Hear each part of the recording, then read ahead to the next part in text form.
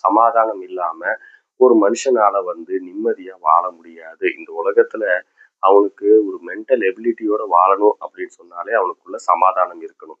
But இந்த சமாதானம் நிரந்தரமானது இல்லைன்னா இந்த சமாதானம் நிலையற்றது அப்படின்னு ரெண்டு வகை இருக்கு. இன்னைக்கு பாவ செயல்கள்ல ஈடுபட்டு சமாதானத்தை அடைய விரும்புறாங்க. இந்த மாதிரியான சமாதானங்கள் எப்படி இருக்கு அப்படின்னு கேட்டீங்கன்னா, தங்களுக்குள்ள இருக்கிற துக்கத்தை, வேதனைய, இல்லைன்னா தங்களுக்குள்ள இருக்கிற நெருக்கத்தை ஒரு கொஞ்ச நேரத்துக்கு அப்படி மறைக்கிறதான ஒரு காரியமா தான் இந்த மாதிரியான சமாதானங்கள் இருக்கு. சில மாதங்களுக்கு முன்னாடி ஒரு மரண வீட்டுக்கு போயிருந்தேன். அவங்களுக்கு நடுவுல பல வருஷங்களா ஒரு ரட்சிக்கப்பட்ட நபரா இருக்கிற ஒரு பிலீவரை பார்த்தேன். அவருக்குள்ள அந்த துக்கம் தெரியல. ஆனா எல்லாரும் வர்றவங்க எல்லாம் ஏதோ கல்யாணத்துக்கு வர்றது மாதிரி வரவேற்றுட்டு இருந்தாரு. அவர் கூட பக்கத்துல போய் நிற்கும் போதுதான் தெரிஞ்சிச்சு அவர் கொஞ்சம் தண்ணி அடிச்சிருக்காரு அப்படிங்கிறது தெரிஞ்சிச்சு. நான் அதை பத்தி பெருசா பேசிக்கல. நாங்களும் அந்த மரணத்தை எல்லாம் முடிச்சுட்டு வீட்டுக்கு வந்துட்டோம். ஆனால் சில நாட்களுக்கு பிறகு ஒரு கூட்டத்துல கொஞ்ச நேரம் அவரோட பேசிட்டு இருக்கும் போதே அவருக்கே அது மனசுல ஒரு நெருடலா இருந்துச்சா என்னமோ தெரியல. அவராகவே சொன்னாரு, இந்த மாதிரி துக்கம் தாங்க முடியாம அன்னைக்கு கொஞ்சம் சாப்பிட்டுட்டேன்.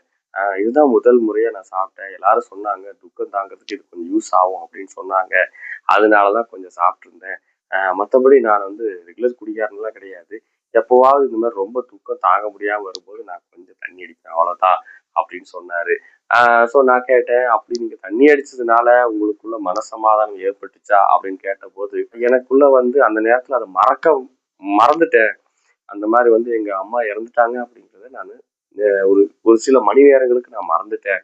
அதுக்கப்புறம் திரும்பவும் எனக்குள்ள அந்த துக்கம் எழும்பி வந்துச்சு அப்படின்னு சொன்னாரு.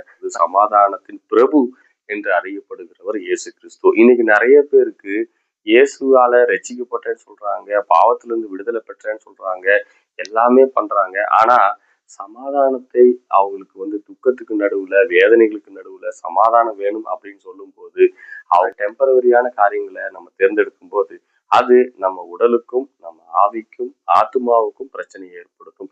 அதே நேரத்துல நம்ம அந்த சமாதான பிரபு கிட்ட இருந்து கொஞ்சம் கொஞ்சமா விலகி முற்றிலும் நம்ம விலகியே போயிடுவோம். ஒரு கட்டத்துல அவர் நமக்கு தேவையில்லை, இதுவே போதும் அப்படின்னு ஒரு ஒரு மைண்ட் செட்டுக்கு நம்ம வந்துடுறோம். நம்ம துக்கங்கள்ல, நம்ம வேதனைகள்ல, நம்ம கஷ்டங்களுக்கு நடுவுல நிரந்தரமான சமாதான பிரபு அப்படின்னு அறியப்படுகிற இயேசுவை தேடுவோம். அவர் தருகிற சமாதானம் நித்தியமானது, நிரந்தரமானது.